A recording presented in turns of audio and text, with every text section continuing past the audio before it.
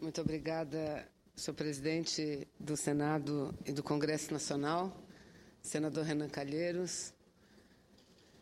Quero cumprimentar as integrantes da mesa, Elza Campos, coordenadora da União Brasileira de Mulheres, Liege, que aqui representa a Federação Internacional de Mulheres, FEDIM. Quero cumprimentar Olga Mir, secretária das Mulheres do Distrito Federal, cumprimentar a conselheira das mulheres, membro do Conselho Nacional das Mulheres, Lúcia Rincon, e quero cumprimentar a Rosângela, que aqui está representando a nossa queridíssima ministra Meneguzzi, que está em viagem, está no Cairo, salvo engano, mas está muito bem representada. E quero cumprimentar todas as presentes, os presentes, e a deputada João Moraes já relatou os estados que aqui estão representados. 11 fisicamente, mas assistindo à sessão, não tenho dúvida nenhuma, deputada João Moraes, todas as unidades do nosso querido país, do nosso Brasil, estão participando dessa sessão. E dizer, em primeiro lugar, da minha alegria de estar aqui neste ano de 2013, comemorando os 25 anos de fundação da União Brasileira de Mulheres, entidade da qual eu também faço parte. Não tive a honra nem a alegria de ser sua presidente, mas tenho muita alegria de, nesses 25 anos, acompanhar as lutas e as grandes mobilizações levadas a cabo pela União Brasileira de Mulheres. E como fez a deputada Jo, que foi a primeira presidente da União Brasileira de Mulheres, eu quero homenagear todas as presidentes, inclusive Elza, através da nossa deputada João Moraes, que hoje coordena a bancada feminina na Câmara dos Deputados. Dizer que, apesar de não ter sido presidente da UBM, eu tomei parte do seu nascimento. No ano de 1988, eu, como muitas mulheres que aqui estão, presidente Renan Calheiros, andava muito pelo Congresso Nacional participando dos lobbies. Eu, particularmente, fazia parte de 2 grandes lobbies, o da educação, pois era vice-presidente da CPB à época, que era a Confederação dos Professores do Brasil, que só a partir da nova Constituição era que os servidores públicos puderam voltar a ter o direito de se sindicalizar e, assim, seus sindicatos foram criados. E o outro grande movimento era o que se chamava Movimento de Mulheres, que teve um grande apoio de uma bancada também pequena, mínima, mas muito aguerrida, como é, até hoje, a bancada de mulheres do Congresso Nacional. A bancada, à época, foi apelidada de bancada do batom. E não há dúvida nenhuma que nós temos um outro país, nós passamos a construir um novo país a partir de 1988, com a promulgação da nova Constituição brasileira, conhecida por todos como Constituição Cidadã. E no aspecto que diz respeito à luta das mulheres, penso que vitória maior não podíamos ter tido. A Constituição brasileira considera crime qualquer tipo de discriminação praticada em solo brasileiro, qualquer tipo, seja por questão de opção sexual ou discriminação contra as mulheres, enfim, discriminação de raça, qualquer tipo. E creio que nós, mulheres, podemos dizer e bater com muita força no peito. Nós temos parte dessa Constituição que procurou olhar, antes de mais nada, para a população brasileira, para o povo brasileiro. E de lá para cá temos tido inúmeras vitórias. Vitórias no que diz respeito à aprovação de novas leis.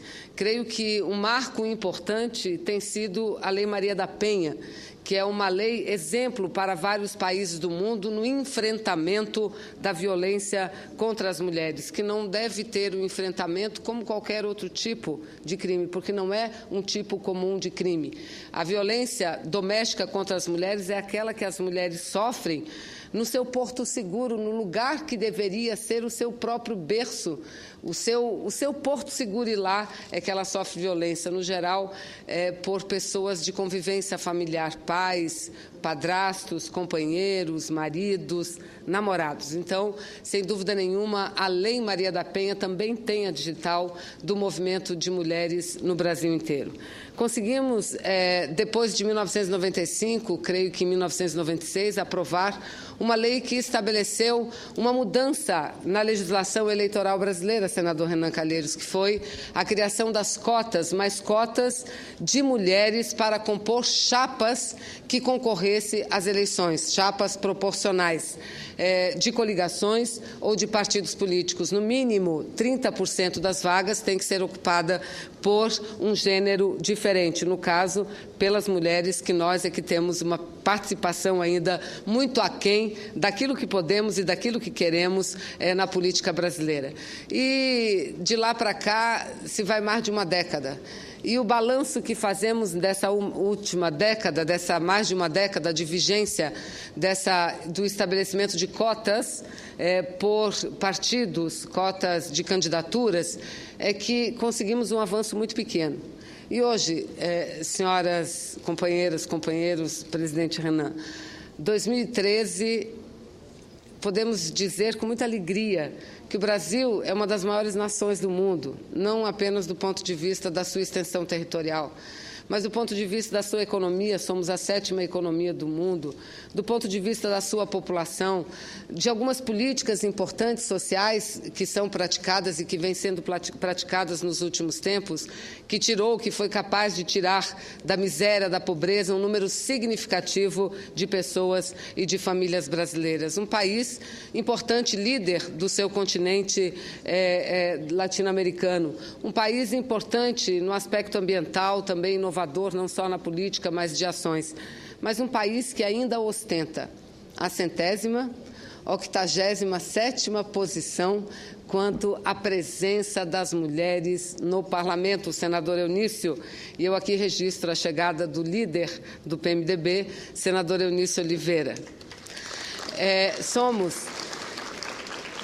No continente das Américas, as 3 Américas, América do Norte, América Central e América do Sul, o Brasil só perde para 3 outras nações quanto à presença das mulheres nos parlamentos. Perdemos para o Panamá, perdemos para o Haiti e perdemos para San Kitts, uma pequeníssima ilha no Caribe, quanto participação. Ter 8%, 9% em média de presença das mulheres no parlamento, nos parlamentos, não é normal, não é natural. Num país que mais de 50% dos eleitores são mulheres. Num país onde nós, mulheres, produzimos quase que a metade de tudo que é produzido em nossa nação. Um contingente da população que tem o melhor nível de escolaridade, mas não está presente na política. E se não está presente na política, não conseguimos avançar também na nossa presença em outros espaços importantes para o empoderamento das mulheres. Um dia desses eu li uma entrevista importante e considerei-a ainda mais importante por se tratar de uma mulher norte-americana, executiva, alta executiva de uma das empresas mais importantes do mundo, e ela dizia o seguinte: me incomodava muito ver a geração da minha mãe distante de todos os espaços de poder. E eu olhava para o lado, primeiro no colégio, e via que as melhores alunas eram mulheres.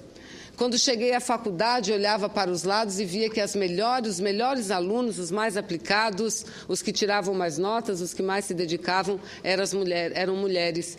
E ela dizia: a minha geração vai mudar o quadro, porque a minha geração vai ser diferente da geração da minha mãe.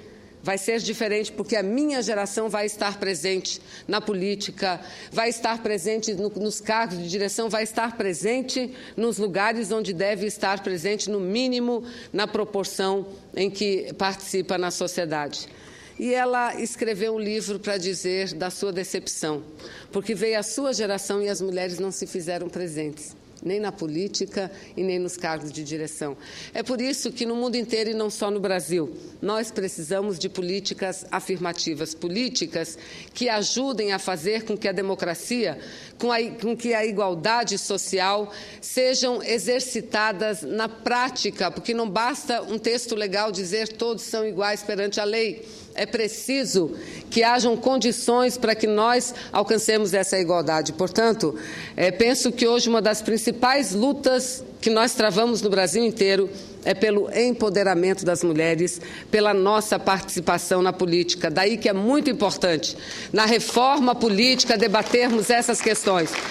Argentina, França, muitos países do mundo hoje passaram de uma representação que variava de 10% a 15%, para uma representação que varia de 25% a 40%. E chegaram lá porque fizeram reformas políticas, porque mudaram a legislação eleitoral e porque estabeleceram dois caminhos. Um é o caminho da cota efetiva, ou o outro, o caminho da lista de candidaturas com alternância entre homens e mulheres, que é o que nós queremos para o nosso país. Portanto, estar aqui comemorando os 25 anos da União Brasileira de Mulheres é estar comemorando a própria luta emancipacionista das mulheres.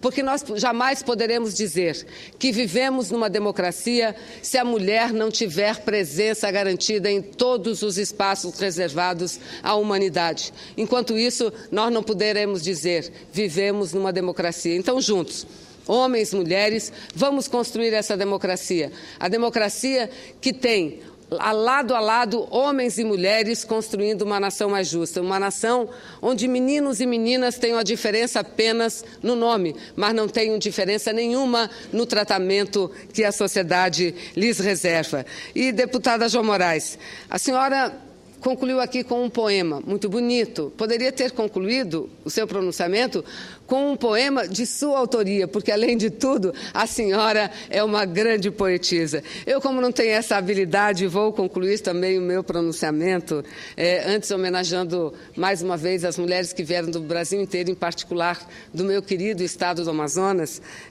Quero homenagear as mulheres. Não faça apenas em meu nome, faça em nome de toda a bancada feminina do nosso partido, PCdoB, deputada Jo Moraes. Elas não vieram, mas todas elas mandaram belíssimas mensagens, uma mais linda do que a outra, e que vamos considerar como lidos, senão meu pronunciamento não acaba.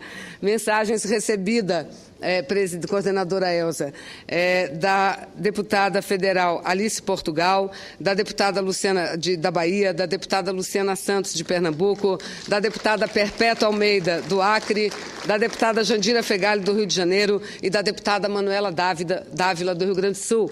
E dizer o seguinte: citei 5 nomes, a 6ª deputada federal do PCdoB, a Jo Moraes, que está na mesa. E o PCdoB tem muito orgulho de dizer que é o partido que tem a maior presença de mulheres na sua bancada federal. Quase 40%.